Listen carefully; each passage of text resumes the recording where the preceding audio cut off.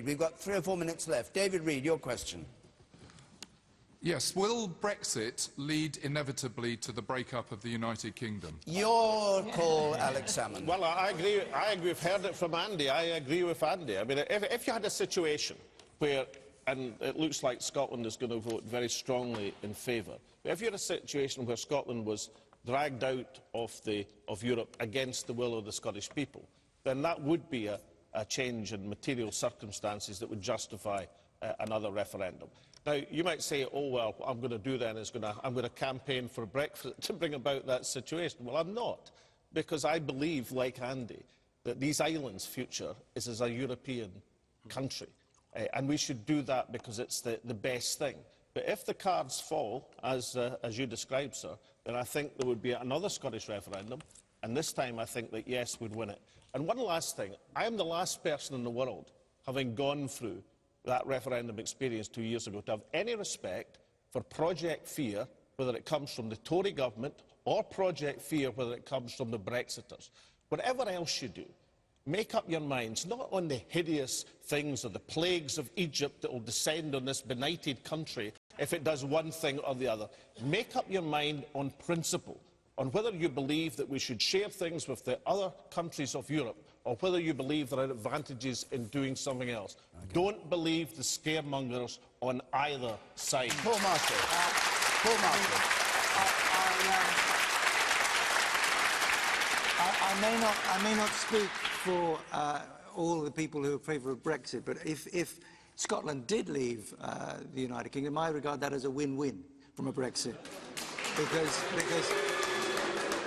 I think it's far less. Alex is a very canny politician, and he managed to negotiate an even better subsidy for Scotland than they previously had. The Scottish people get £1,200 per person more than English people. You don't like refugees, you don't like Scots. Is there anybody else you want to tell us? I like everybody to stand on their own 2 feet. The Scots need to stand on their own 2 feet. They have a £15 billion deficit. But Alex Salmond, I've always taken to be a man of his word. During the Scottish referendum campaign, Alex said, as First Minister, very clearly that this was a once-in-a-lifetime referendum in Scotland. And that people needed to bear that in mind. We knew that the government was committed to having a referendum on the EU. He didn't mention it at the time.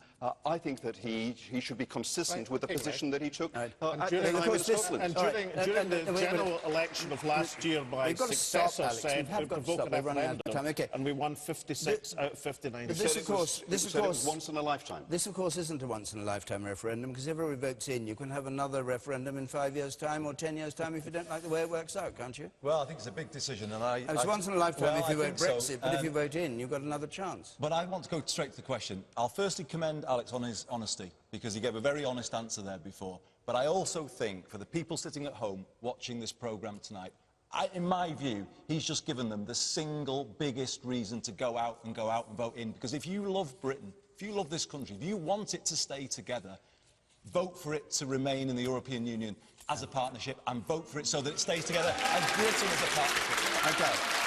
Right.